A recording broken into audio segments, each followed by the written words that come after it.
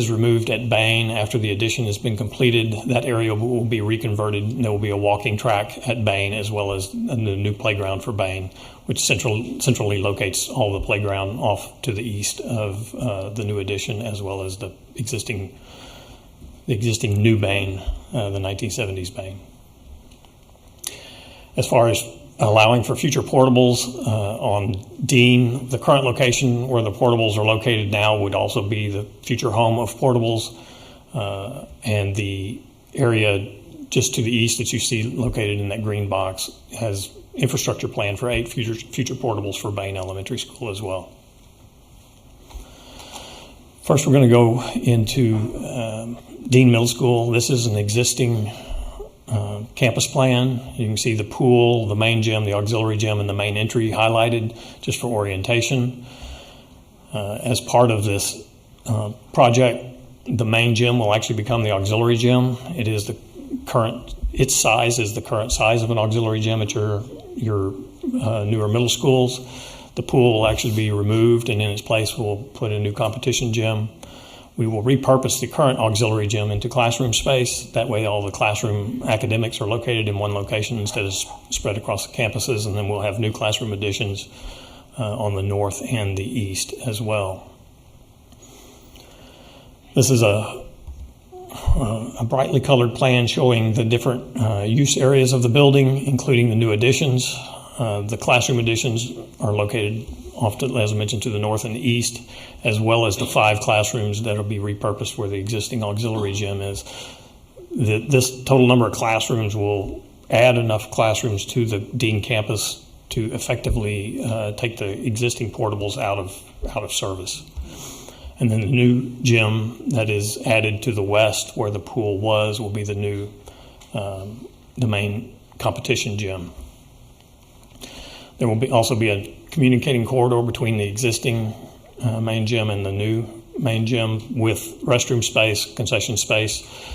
If you're familiar with the campus right now, getting to restrooms from the gym structures is rather difficult. This consolidates it into one location. It also provides easier access for after hours to zone off the building so that your athletics are zoned off and they have access to restrooms without having to travel into the body of the campus.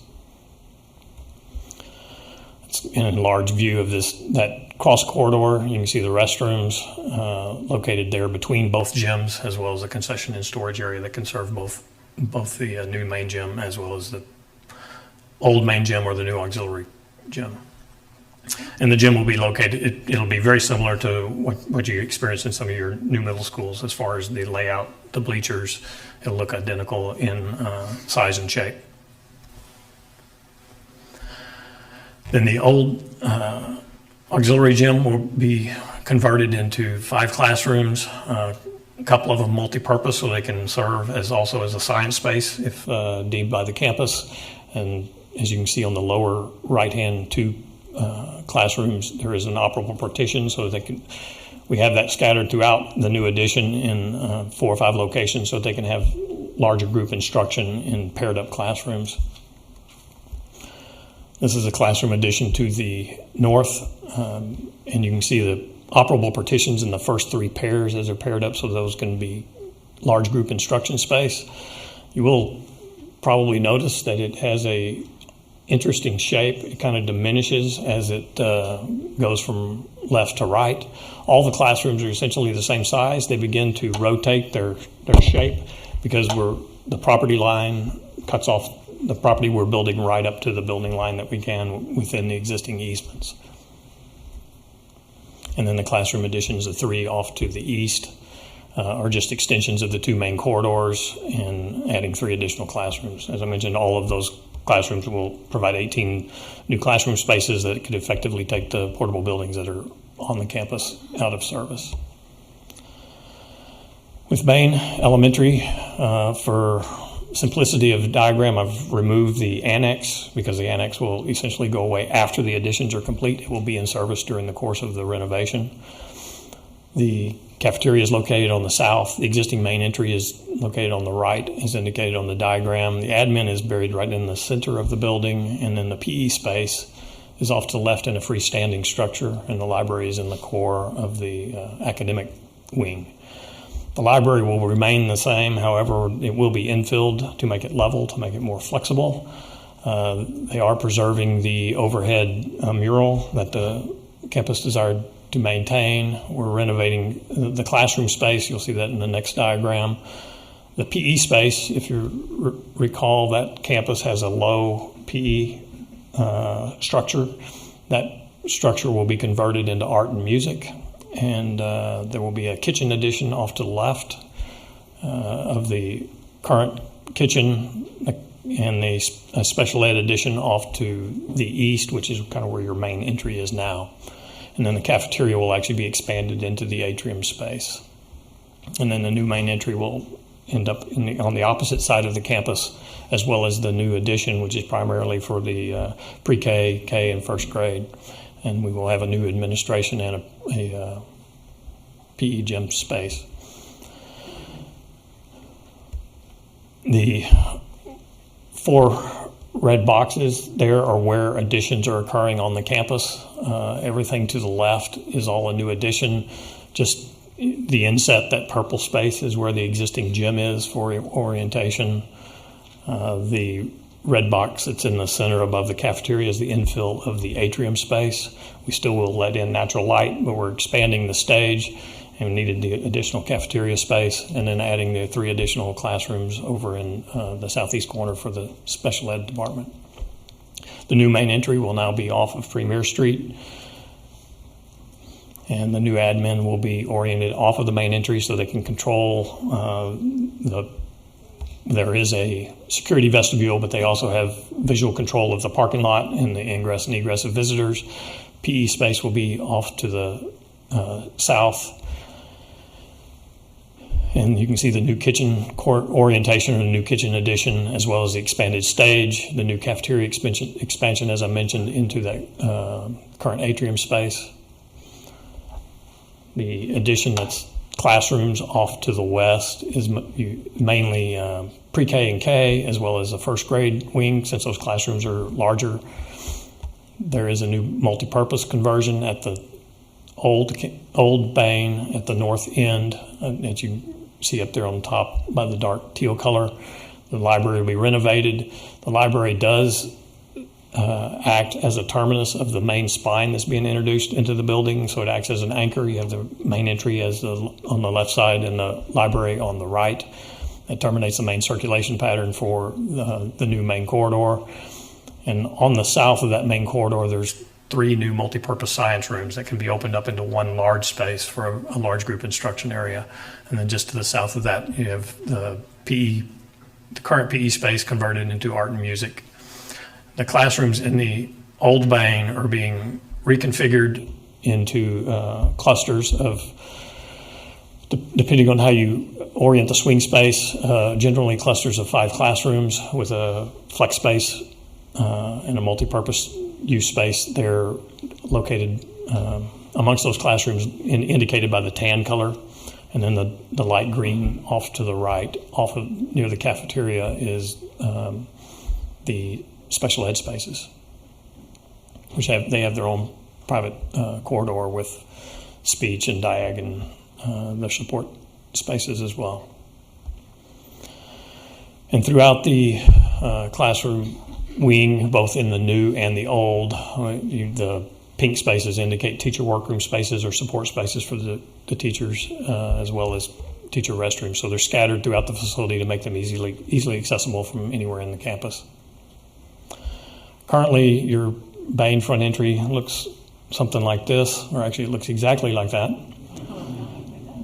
And the new Bain entry on the opposite side of the campus will now have a much different look. It takes its cues of the canopy from some of the elements that are over at Dean, giving it a unique identity, but respecting the architectural vocabulary that's been established at Dean, so that it does look like a unified campus picking up on the blue. It is convenient that both Bain and Dean have blue as their school colors, so we're able to unify the images that are presented on the corner of Rio and Premier with a architectural entry element that'll make both of them distinct but easily identifiable.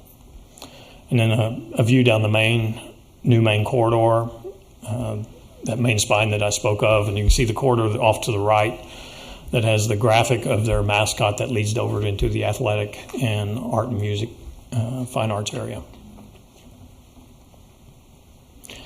And the library, as you can see, the ceiling, the mural was maintained, which was a wish of the campus, but the library will be opened up quite a bit with infilling that new floor, and there's some fun elements happening for the kids, little reading nooks and things to make the space a little more exciting for the younger ones.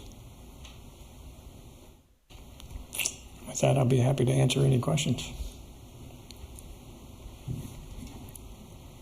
Any questions? Chris? You go. Okay, first, First, I just want to say, y'all amaze me every time we're here. This is so innovative, and I just think it's great to tie the two campuses together. Families would be much easier for everybody. I wanted to ask on the changes in the building, how does that change enrollment numbers or capacity numbers, or? Well, does it change it at all, I guess is my question. Well, it brings Bain up to a similar enrollment capacity or program capacity of your new campuses. Okay. And then I did want to highlight, it's so important for kids to want to go to school, to be proud of their school. And I think in this campus is, 94% economically disadvantaged.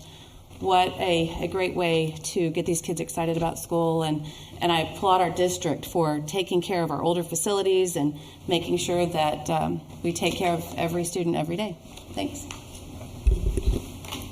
Any other questions on this side? Dr. Ogletree? Thank you.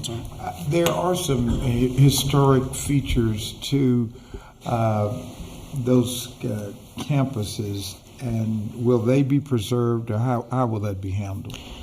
Well, there's several dedication plaques that'll all be preserved from each of the different additions that were made to the Bain campus, and they will have a prominent location in that main hallway entry, respecting the history of the campuses that, as you know, the Bain Annex, I think, is one of the oldest buildings in the district. And it has 2 or 3 dedication plaques that you have a lot of people you recognize that were important in establishing the district. Those will all be preserved in kind of like a memorial area in the new Bain. Dean pretty much preserves its current character as far as the main entry, other than a new security vestibule. Mr. Jackson, do you have a question? Having been on the Bain campus a number of times, this is something that's been needed to have happened for many a year now. Digging into the weeds just a little bit, for pre-K and K, did you put the restrooms inside the classrooms, or are they all outside in the hallways? And do you contemplate that they will be pre-K and K sized, or are you just going to go with standard size facilities? They are in those 8 classrooms there on the front of the building. They are in the classrooms. They're embedded then. They're embedded, and they are the pre-K size, the little potties. Mr. Covey? Yeah, Mark, thank you very much. And I, like everybody else, I'm thrilled we're going to do something. Now, let me ask you a question, and I don't want to go into weeds, as Tom said, too far, but I know when we did Cyfair High School, we got into a situation which we didn't anticipate, which was asbestos in the floor. And I just wonder, have y'all done any testing on this? Do we have any conception of whether or not there might be? We have tested both campuses, and where materials were located and identified, they are called to be remediated within this project, that are within the scope of work that we're impacting. I know that schools that are old like that do have that in there. And then I guess the time frame, and I didn't hear you talk about the time frame. The time frame is that it's currently anticipated that we'll come back to the board next month, and it will go under construction this summer, and will run through the summer of 17. The only thing that has a potential of running past, a little bit past 17, would be when they demolish that annex, that site work that's right there beside Bain could run a little bit longer. We're asking for contract dates from the contractors to identify whether or not they think they can get that building down and that work done during the summer. But everything else will be complete on August of 17. So will there be place for portables? Because obviously you're going to have to move kids out into things. Well, the way the portables at Dean will remain while we do the additions around the campus. So we're not affecting the Dean campus per se as far as capacity.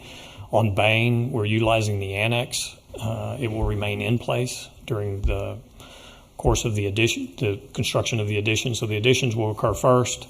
That space will be available. Then the renovations within the body of Dean will occur partially over both summers, but will never impact the student capacity of the site until all the additions are complete, and then the annex will come down. I guess my final question is parking over there has always been horrendous. So now we're going to be having more parking spaces, right? Yeah, you have your normal count for a middle school and an elementary school that you have at all your other middle and elementary school campuses, and having them in that centralized location will help relieve some of that pressure from both Thanks, campuses. Mark. Ms. Blackshear? I just have one question, and I think it's probably for Mr. Sprague. Can you tell us about funding for these? Absolutely. The Bain renovations are all included as part of our 2014 renovation. The Dean Middle School, some of the work is included from our 2014 authorization, as well as some money left over from our 2007 authorization. Thank you. Dr. Henry? Just a couple of comments, and y'all have already touched on these, but I just want to emphasize them. What Christine said was, I think this board is to be commended, because not everywhere do you have a commitment to all students, and I think this project is just an example that this district cares about all of its students and resources, or I guess we could say the old statement is money's put where the mouth is. So I think this board should be commended for that. And then also what Roy touched on, where you see maybe neighboring districts are talking about doing less projects because of shortage of money, because of the efficiencies in our construction department and the great job that our finance people do. We're actually able to do more things than we promised the taxpayer. So I think that's something that's worth bragging about. Thank you. Thank you, Dr. Henry. Very good. Thank you, Mr. French. We appreciate it. Thank you very much. Under B, the administration will provide a design development report on the progress of the design of the new elementary school number 56 and Joel Elementary School renovations located at 6355 Greenhouse Road, Katy, Texas 77449. You're up again, Mr. Gross. My pleasure. President Mongoya, trustees, Dr. Henry and associates, we're pleased to join you tonight to give you a design development update for renovations at Joel Elementary School and the new Elementary 56 across the street. We have members from VLK Architects, Mr. Ken Hutchins and Mr. Tim Coons, who will lead us through the presentation. Thank you.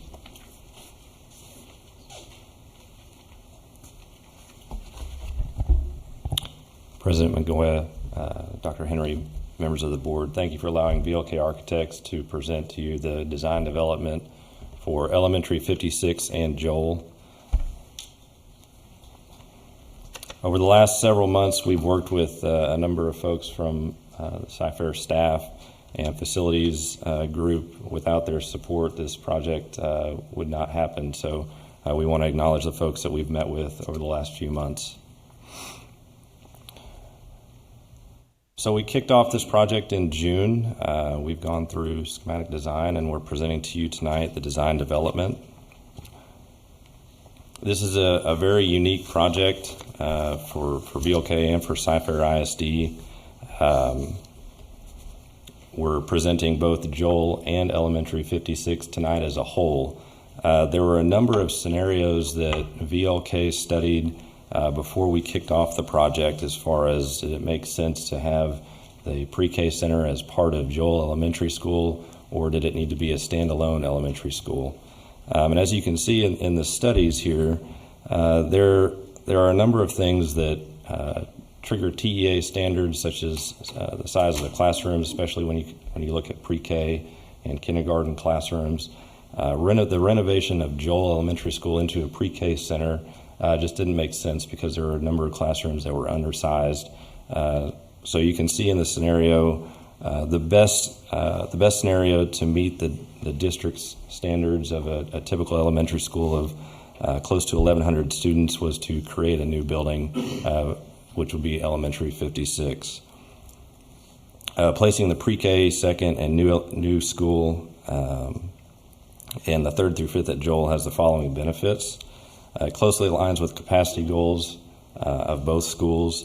It places the larger pre-K and K rooms at the new school, preventing major renovations at Joel Elementary.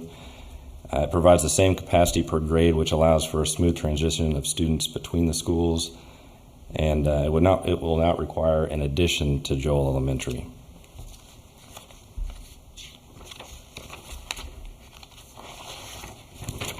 So as we look at the site as a whole, you'll notice that New Elementary School is in an open lot across from Joel Elementary.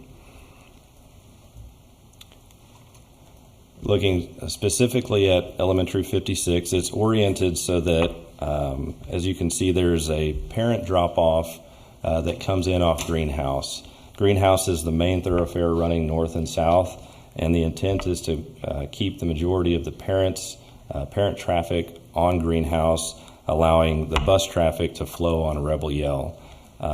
During the course of a normal day, it's expected that bus flow and traffic flow from parents will go from one campus to the other. So it was a major focus to keep all the parents, all the cars on Greenhouse, and the bus traffic on Rebel Yell.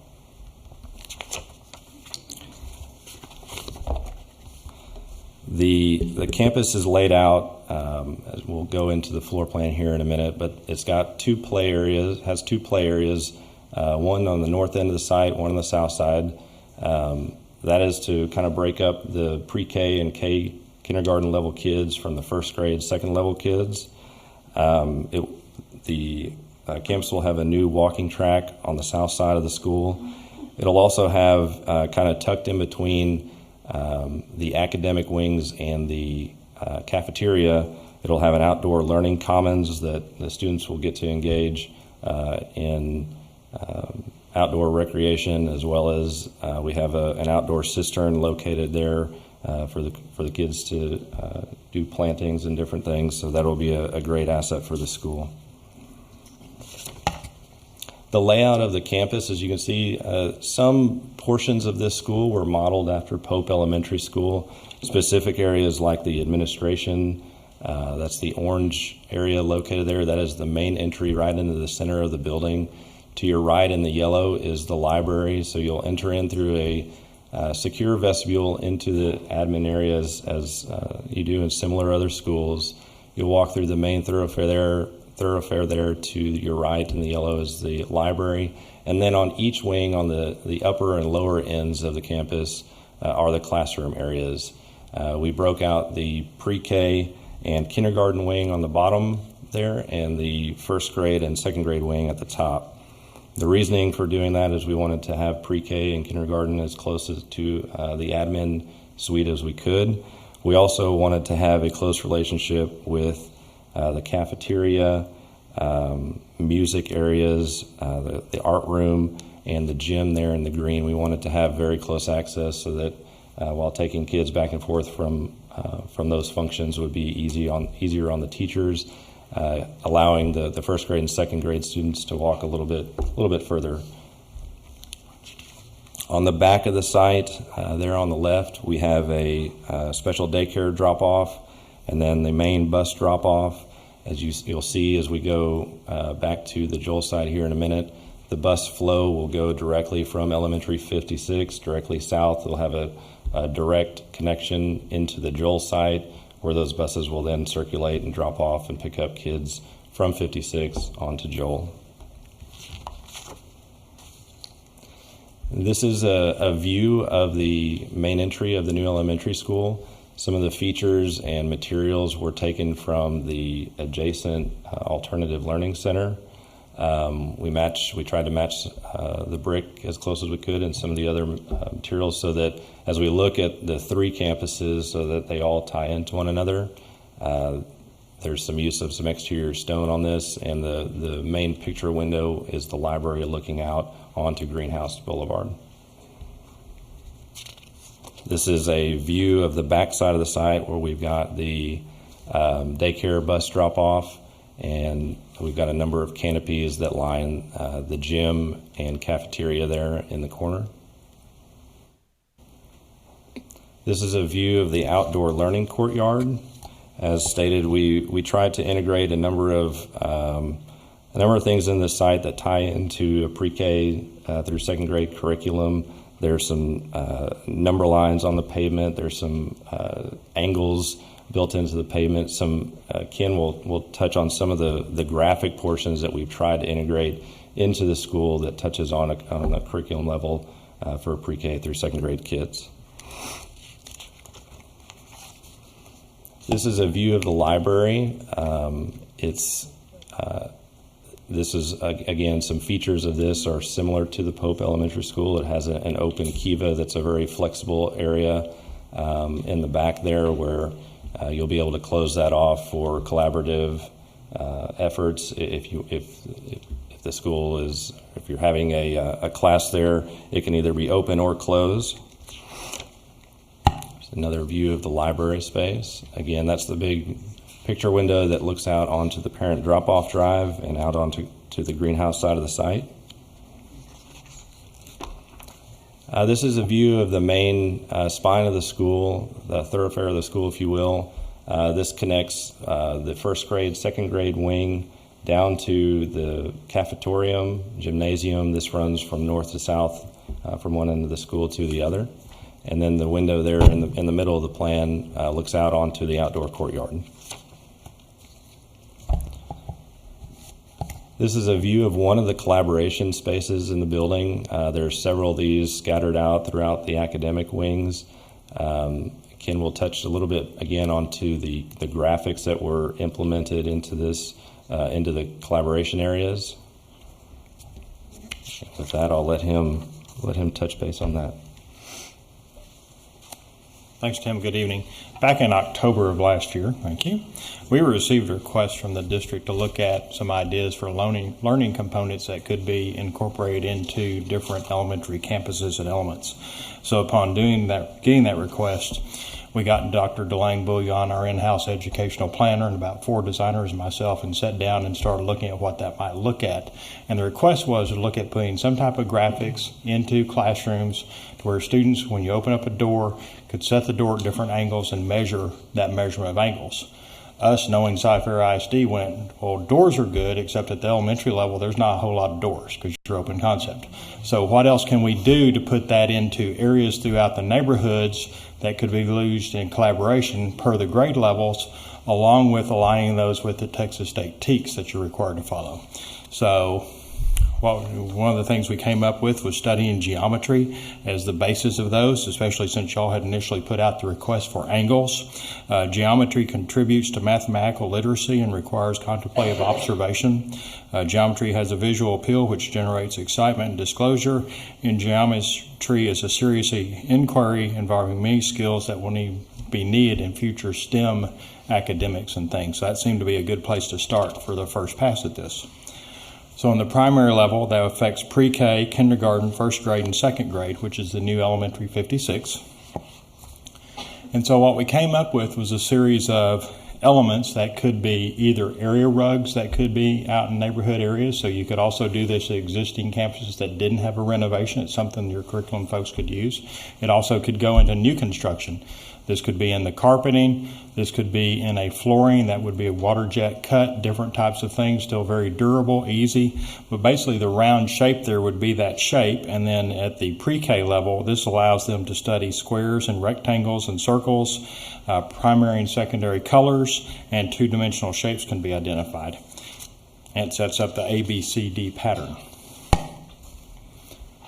Kindergarten is a little more sophisticated. As you move up, the composition of complex shapes can be identified. Counting to 20 can be achieved using a number line, and whole numbers and relationships within the numeration system can be realized using that number line. First grade is colors within the circle help students identify halves and fourths. Magenta and white circles distinguish minute and 5-minute increments along an implied clock face. Students apply mathematical process standards to select and use units to describe length and time. And then the second grade is students are able to identify shapes using standard units of length. The inverse relationship between size and number can be established, and concrete models of square units enable students to find the area of a rectangle. So these are all elements, and then this is where you can see this in a collaboration area in the neighborhood. In the flooring, this would be a hard surface flooring with that graphic that you just saw previously for the second grade laid into that floor for the students to use there. So you can go in there and have class assignments and curriculum developed to use those areas, or it can just be used for a science area or something else, but that graphic's there and implied. It's just like any of the flooring like you've seen at Pope Elementary School, which doesn't require any special care. You can wet mop it, dry mop it, whatever you want to do, keep it clean. It's very durable. So thank you. Thank you, Ken. Now we're going to shift gears and go back to Joel Elementary again. I want to orient everybody to the site. The current layout of Joel Elementary School does not have a dedicated parent drop-off. So as we look at Joel, major part of the renovation is to address the site circulation.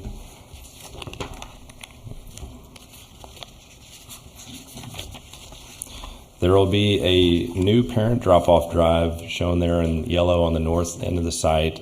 Again, parents will come in off of Greenhouse Road, enter into the parking lot, and then again start stacking on the site, trying to get as many cars off of Greenhouse as possible.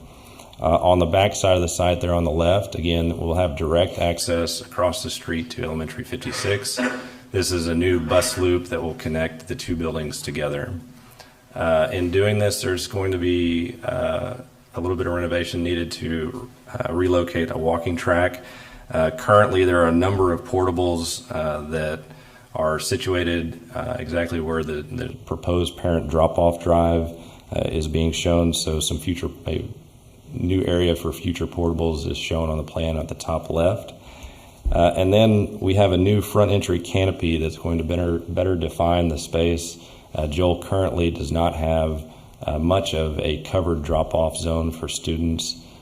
So we've implemented, as we go a little bit further here, we've shown a new canopy that's going to be built at Joel, which will really help them. Some of the other renovations that are taking place here architecturally, like I said, we have the new front entry canopy. All the exterior windows are at a point where they need to be replaced. So from the building envelope standpoint, those windows are being replaced. The carpet's being replaced throughout the existing school. The existing casework is being replaced. And a number of the restrooms are being renovated as well as brought up for ADA standards. Security improvements onto this campus. There is not a closed access security vestibule, so we will have a secure vestibule with card access into the reception area, and a number of new cameras and throughout the site, throughout the building. The school currently does not have a fire sprinkler system, so as one of the fire and life safety upgrades, we're equipping the building throughout with a fire sprinkler system. The building is also at an age where the ductwork and number of mechanical systems pieces need to be replaced there. So above the ceiling, the ceiling is going to come down. All new lighting will be provided for the school, and the MEP systems throughout will be updated. This is a view of the proposed canopy. We tried to tie the look and feel of the proposed canopy here at Joel to the canopy across the street at Elementary 56. The photo there on the right is the existing condition. As we start bringing a number of cars now as the dedicated parent drop-off zone, this will allow for a sufficient area to get a number of students covered on days that it'll be raining or cold. So it'll be a nice new entry to the school. In context, the picture there on your upper left is the existing ALC West campus, just west of the new elementary school 56. Again, in choosing the materials for the two schools, we took pieces from this to tie them all together. So the next step, that is the overview of the two projects. And with that, I'll open it up for any questions. Thank you very much. That's very impressive. Any questions on this side?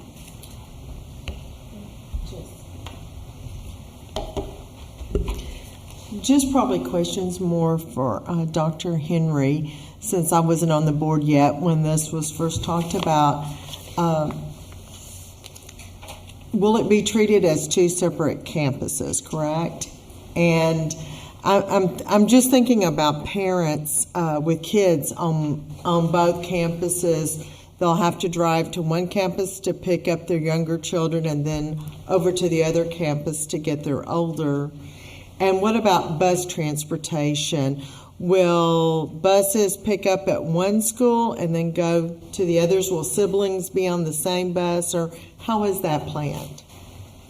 On the transportation part, I'll let Roy or Matt talk about that in a little greater detail. But we had discussions about all of the questions that you've had. One of the problems we ran into is that's a part of the district that is exploding with students, and there's very little land available. And we had this land already available, and this board, before you were on the board, we had had several conversations. We thought this was a perfect opportunity to try the early learning center concept with, I guess you could almost call it kind of a pilot program, although we plan on keeping it that way. But I was telling Dr. Ogletree, we haven't really discussed the naming of the schools. It will operate like two separate campuses, in that there will be a principal at the new place plus at Joel. And then parent pickup. Teresa, would you touch on that? And then Roy can talk about, Roy can probably talk about that and transportation. Yeah, in terms of the transportation, as you saw in the design, we created the driveway to cross to the existing Joel and create a new bus drive. We anticipate both schools opening up at the same time, and we'll still have the same pickup routes. So if you have a student in second grade and a fifth grader going to the same campus, or they'll be separated, but they'll be at the same bus stop. We'll pick them up, then we'll drop the kids off either at Joel first or at the new school, and vice versa. So we will have some crisscross. But one thing I want to point out, we work very closely with Harris County Traffic Engineering to work through all the solutions of the traffic impact at this location. And they're very pleased with the final solution that we were able to come up with in terms of keeping the parent traffic on Greenhouse and then having the bus traffic crossing Rebel Yell and lining those driveways up. And that was very critical in terms of the final solution we developed. David, we probably spent more time on parent pickup and bus pickup than we did anything. Because when you're working with Harris County, sometimes that can be a challenge. And Any other questions on this side? Ms. Hartley?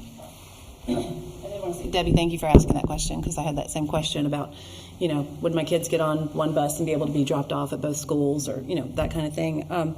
But I just wanted to say, oh my goodness, I'm excited about this. My master's is early childhood, so y'all might lose a board member. I may want to go work at this school.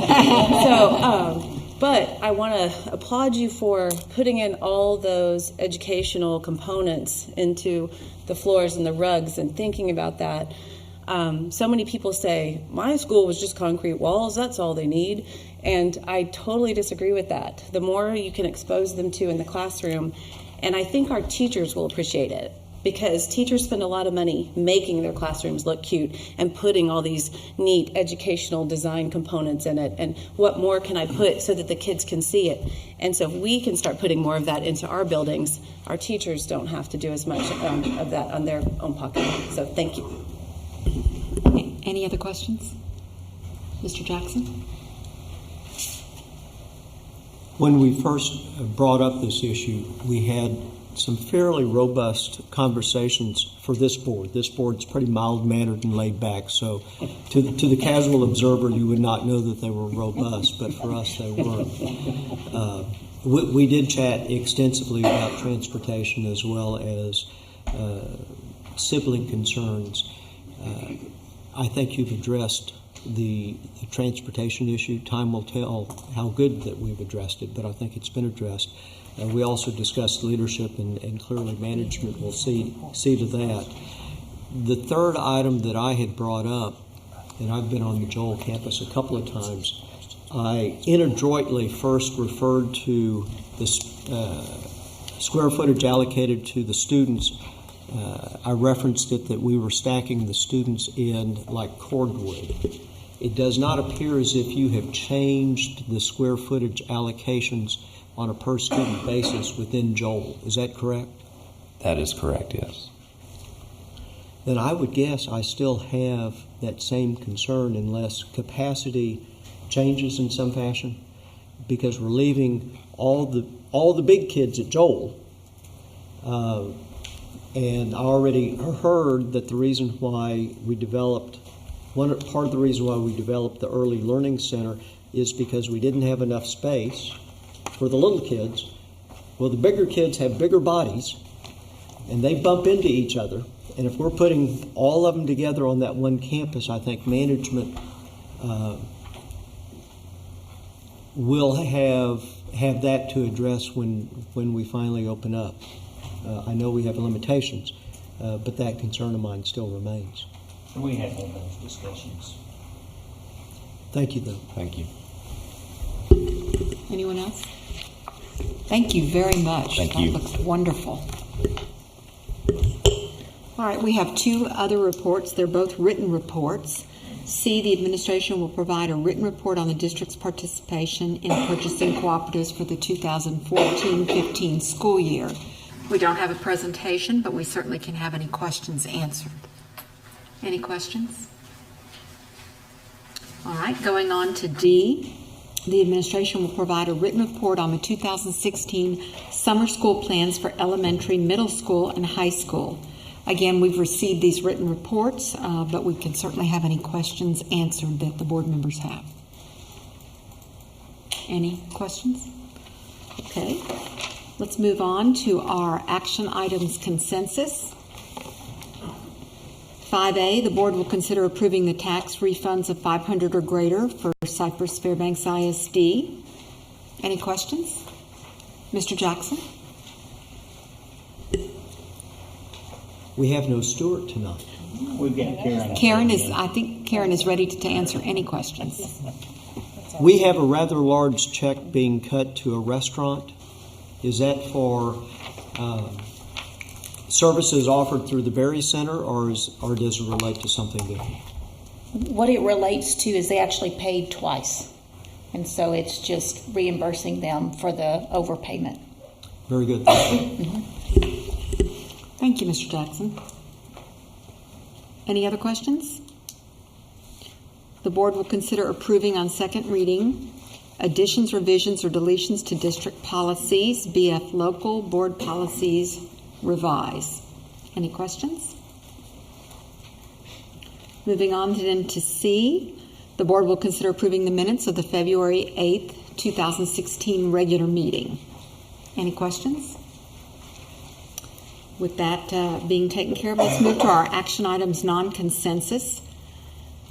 A, the board will consider awarding bids and contracts and/or authorizing purchase orders as recommended in the posted agenda item. Athletic and clinic first aid supplies, digital radios, electrical pump repair service, parts and equipment, fencing, janitorial supplies, library books, textbooks, ebooks, publications, and media supplies, lit, dark, or self-provisioned fiber, mass communication notification system, network equipment, sheet music, vocational lab supplies, equipment and housewares, and wireless access points. Any questions? Moving on to B. Oh, I'm sorry. I didn't see that, Mr. Jackson. Excuse me. I guess the first question I have is for Frankie. First, I want to congratulate you. The luncheon they held in your honor up in Dallas was superb. There must have been 500 people there to honor you, if not more. Thank you. And it was well deserved, I might add. Thank you.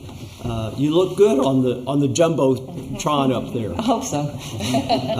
And I say that just a bit tongue in cheek, but Frankie did receive the highest honor possible from her peers and a larger organization as well. Well deserved. Thank you well very deserved. much.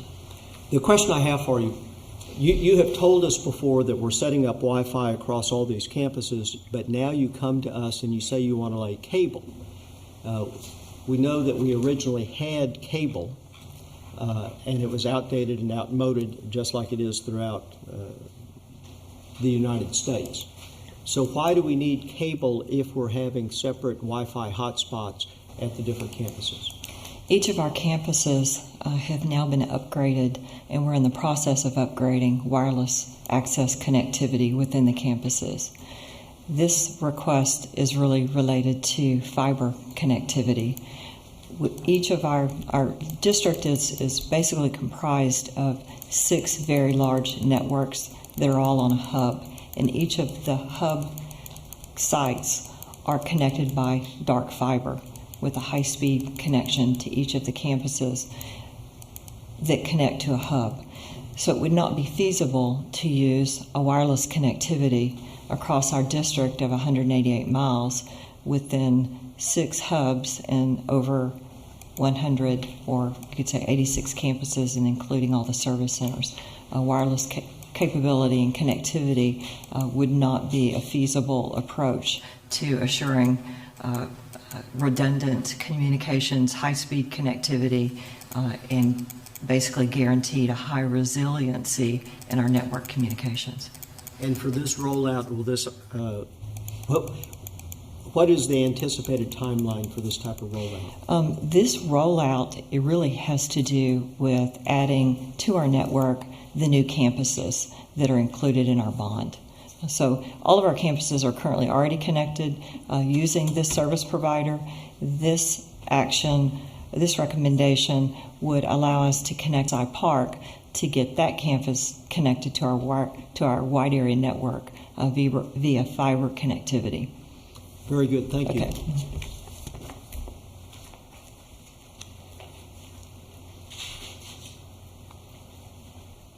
Do you have additional questions? I do. Well, go ahead. I know you're shocked. No, just go ahead. Just continue through. Item number 6 is on library books, and this is a very large contract. If you would just comment briefly on how this contract actually is utilized. This is a discount off catalog contract, and we're trying to capture all the publications, any library book that any librarians might want to buy. The reason it's so large and the reason we do a discount off catalog is we can't specifically identify individual books, so we have to award to a publisher. With this bid also, it increased a little bit this year. We're going to use it to capture some of our instructional materials that we may miss in our next procurement. Very good. That's a good explanation. Thank you. That's all. Thank you. Thank you, Mr. Jackson. Well, looking at that, can we move that to consensus? Everyone okay with that? Great. Item number B, the board will consider approving a third amendment to the water supply and waste disposal agreement with the Cypress Creek Utility District and authorizing the superintendent or designee to execute the same and any related documents necessary to complete the transaction. We could discuss this in closed session, but I'm not sure that we need to. How do y'all feel about that? Great. Any questions on this? No? Can we move it to consensus, ladies and gentlemen? Thank you. C, the board will consider approving the construction proposal and contract paid from the bond funds to the recommended contractor and authorize the superintendent or designee to execute all necessary documents related to such contract as follows. Number 1, West Green FM 529 signal light. That is near the campus of high school number 11. And new elementary number 56, Joel Elementary School renovations and additions. Any questions? Can we move that to consensus? Everyone? D, the board will consider approving the administration's recommendation for the 2016 and 17 open and closed campus designations for student transfers. I do believe we have a brief presentation. Teresa Hall and Christy Giron. Am I correct on that or am I wrong? That's correct.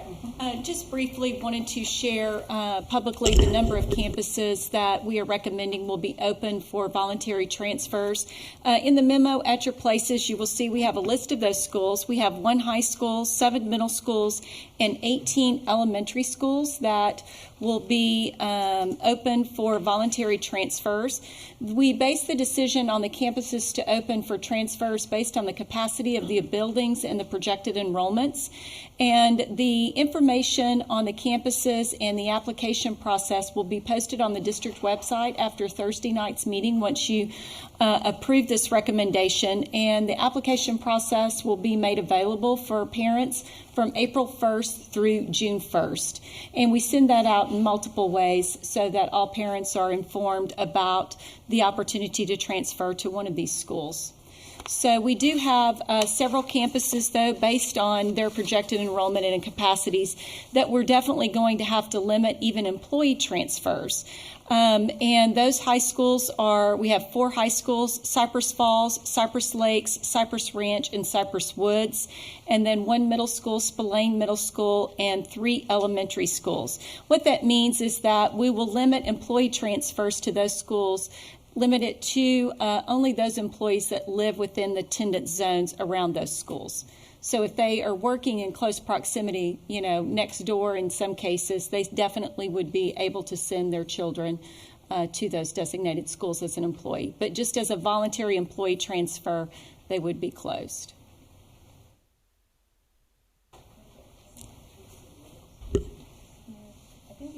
Near the campus, but isn't it works near the campus? Thank you for that clarification. Thank you, Ms. Hartley. Yes, works in that attendance zone, not lives in that attendance zone. Thank you very much. Any questions? Madam President, I have a question not on this matter, but one that we've already passed over. Okay, well, let's finish with this one and then we'll go back. Mr. Kobe? My arms are going to have to get longer. Yes, it's hard. Or we're going to have to cut out a little place here where I can just kind of lean forward. On the high school part, Teresa, is it possible that our new high school, Cy Park, even though they're only going to have freshmen, could there be people that transfer into Cy Park? We discussed that, and really because we're trying to relieve enrollment in multiple schools, we just made the decision that to start off that we're just going to leave that campus closed. We can certainly go back and discuss that. We had discussions internally. Dave, do you want to add anything to that, or Iffy? You were part of those discussions.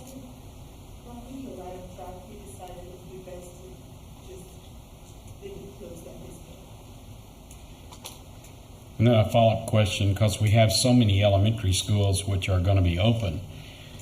If I remember correctly, when we have these opening, it's not unlimited. There is a number, like 30 or 50 or something like that. Correct. What they generally range around?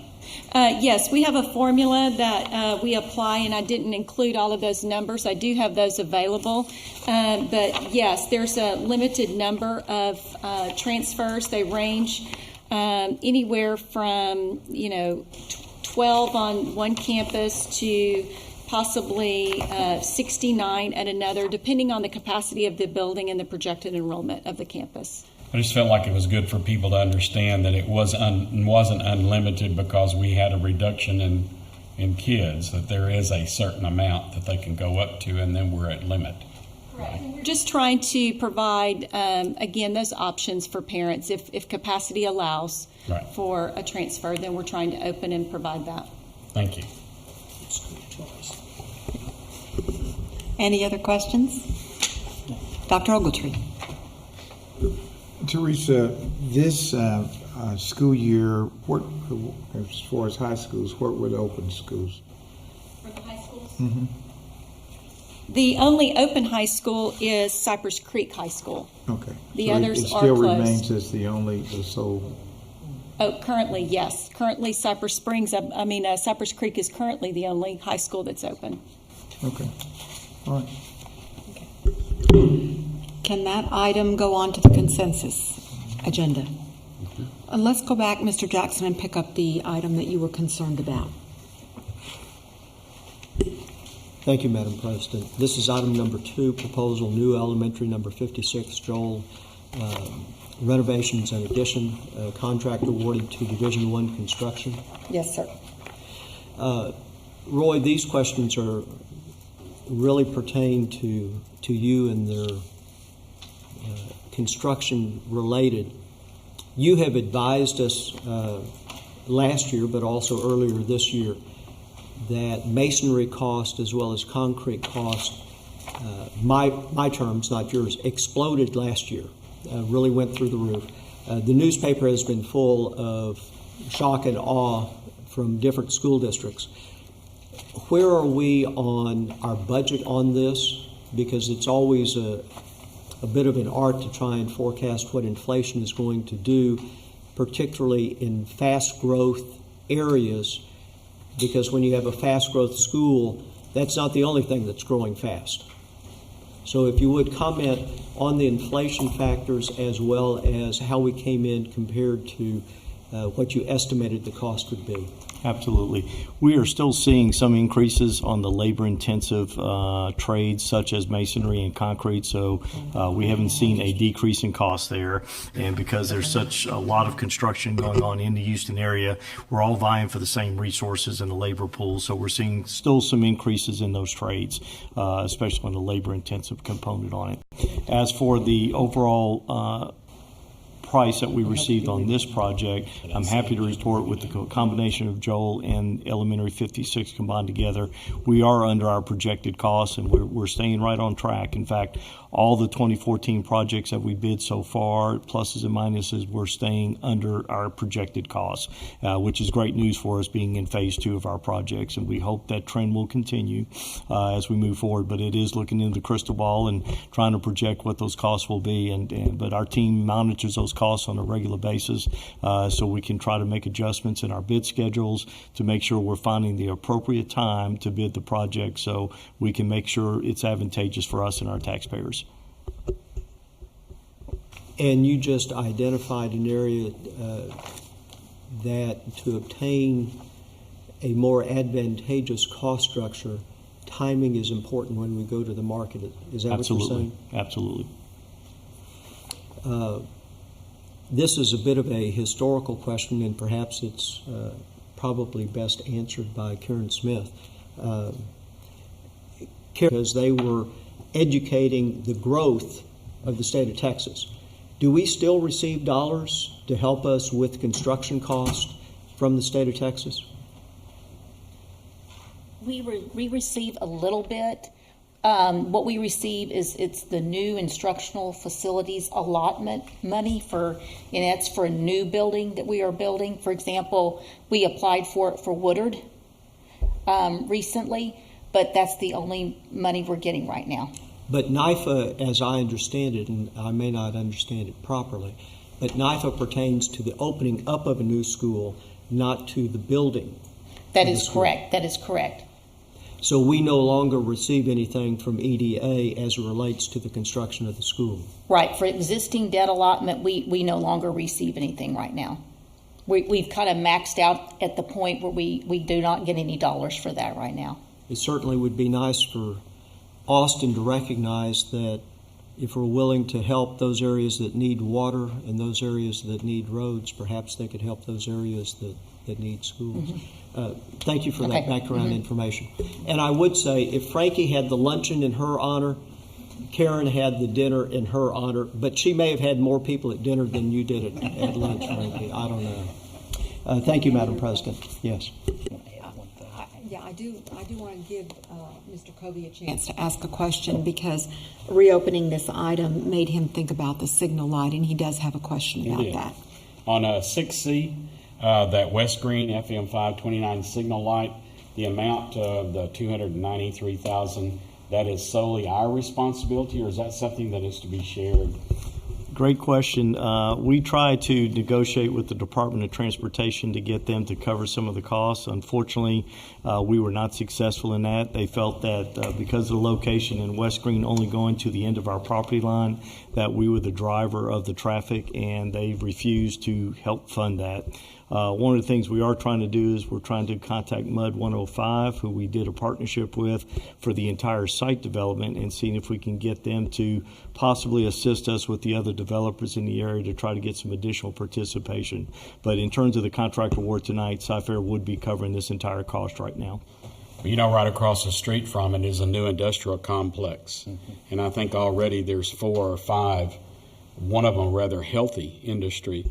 And if I remember correctly, the bike road comes out right across from West Green. I don't know whether it's There's the called West industrial Green. park that's a little, I'm going to call that east of our site. Then there's a potential plant construction that may be constructed directly on the opposite side of West Green. And if that does come to fruition, then we feel we might have some opportunities to go share the cost with them. But that's certainly on our radar screen, and hopefully our goal is to try to get some reimbursement so Cyfair does not have to pick up the entire cost.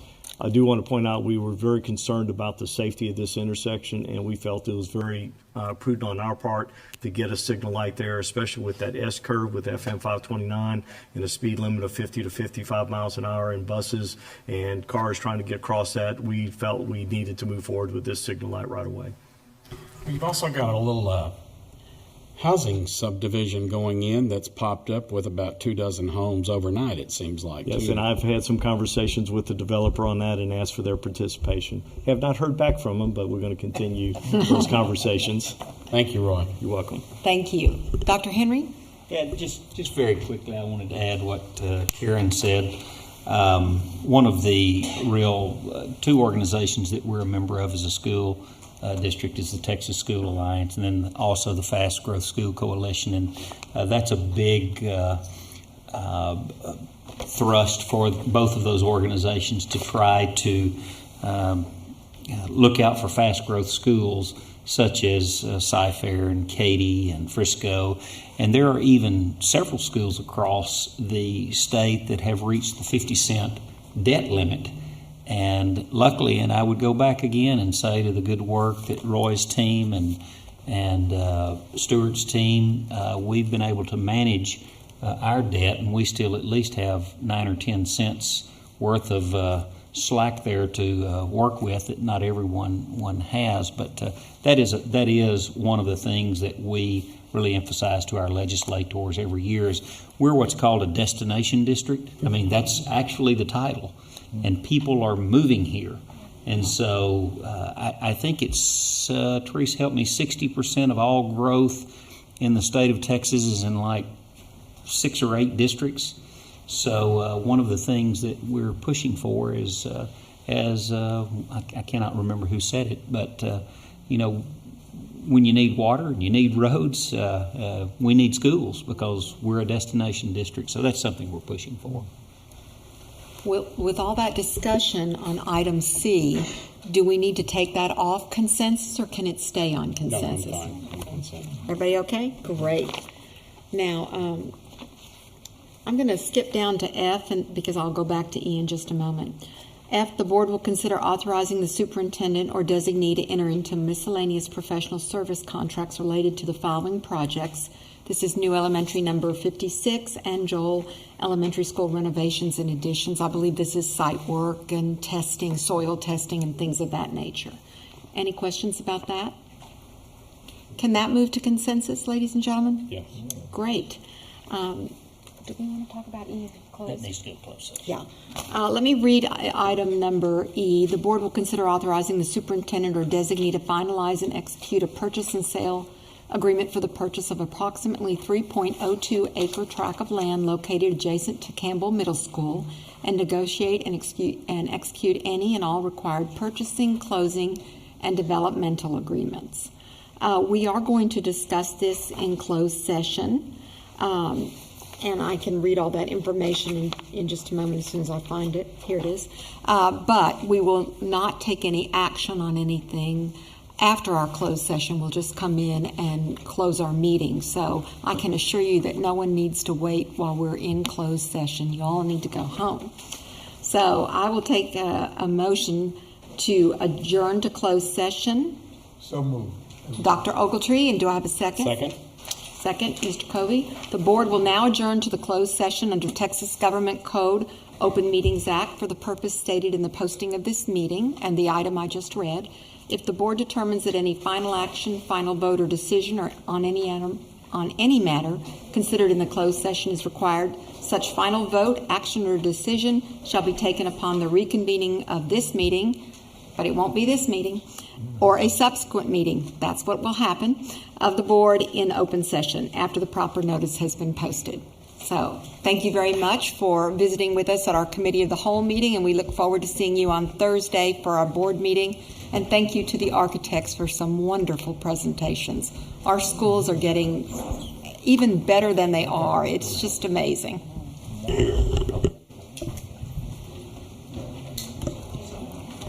Jeanette.